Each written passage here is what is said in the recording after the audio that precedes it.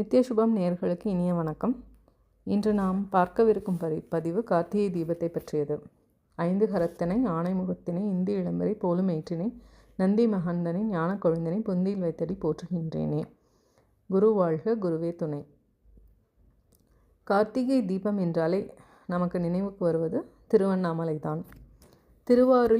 திருவாரூரில் பிறந்தாலே முக்தி, காஞ்சியில் வாழ்ந்தால் முக்தி, காசியில் இறந்தால் முக்தி, திருவண்ணாமலையை நினைத்தாலே முக்தி தரும் திருத்தலம். திருவண்ணாமலை என்ற பெயர் வரதுக்கான காரணம் என்ன?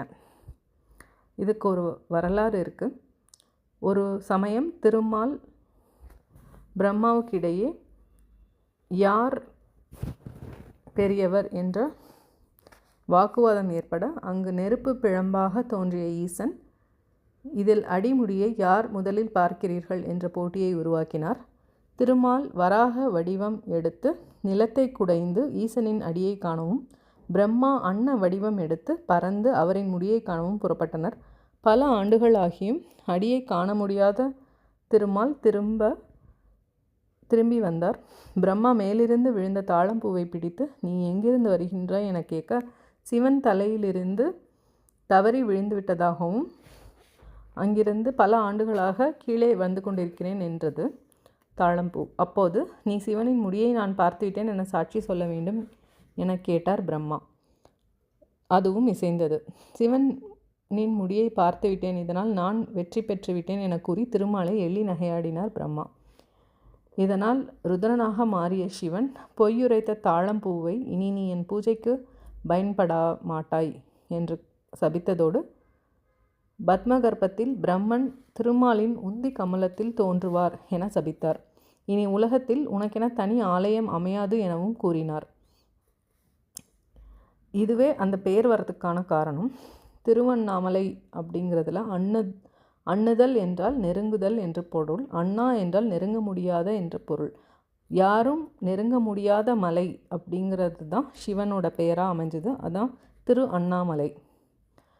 பிறகு பிரம்மதேவர் மன்னிப்பு கேட்கவே, இனி சிவலிங்கத்தில் அடிப்பகுதியில் பிரம்மன், நடுவில் விஷ்ணு, மேல் பகுதியில் சிவனும் நின்று சிவலிங்கமாக இங்கு தோன்றினார். அதுவே லிங்கோத்பவர் திருமேனி. இதே இடத்தில்தான் பார்வதிக்கு தன் இடப்பாகம் கொடுத்து அர்த்தநாரீஸ்வரராக கருவறையின் பின் அமர்ந்துள்ளார். இந்த திருவண்ணாமலையில் இருக்கும் மலை 260 கோடி ஆண்டுகளுக்கு முன்னர் தோன்றியது என விஞ்ஞானிகள் தெரிவித்துள்ளார்கள். சைவர்களின் நம்பிக்கையின்படி இந்த மலையானது கிருதாயுகத்தில் நெருப்பு மலையாக இருந்தது, திரேதா யுகத்தில் மாணிக்க மலையாகவும், துவாபர யுகத்தில் தங்க மலையாகவும் இருந்தது. தற்போது கலியுகத்தில் கல்மலையாக உள்ளது என நம்பிக்கை தெரிவிக்கின்றனர். இத்தலத்தில் சிவன் சுயம்பு மூர்த்தியாக உள்ளார்.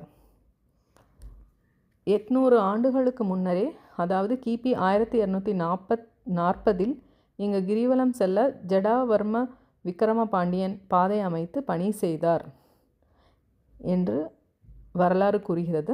இந்த கிரிவல பாதையில் இந்திரலிங்கம், அக்னிலிங்கம், யமலிங்கம், நிருதிலிங்கம், வாயுலிங்கம், வருணலிங்கம், குபேரலிங்கம் மற்றும் ஈசானிய லிங்கம் என்ற 8 லிங்கங்கள் பிரதிஷ்டை செய்யப்பட்டுள்ளது. இந்த கார்த்திகை தீபத்துக்கு மற்றும் ஒரு சிறப்பு உள்ளது. அந்த கார்த்திகை தீப திருநாள் அன்றுதான் தீய சக்திகளை, அதாவது அசுரர்களை அழிக்க சிவன் தன் நெற்றிக்கண்ணிலிருந்து நெருப்பு பொறியாக முருகனை உருவாக்கி 6 குழந்தைகளாக பிறந்து கார்த்திகை பெண்களிடம் முருகர் வளர்ந்தார். ஆதலால் இந்நாளில் சிவன் மற்றும் முருகருக்கு முக்கியமான நாளாக கொண்டாடப்படுகிறது. மாலை 5:30 மணிக்கு மேல் திருவண்ணாமலையில் மகாதீபம் ஏற்றப்படுகிறது.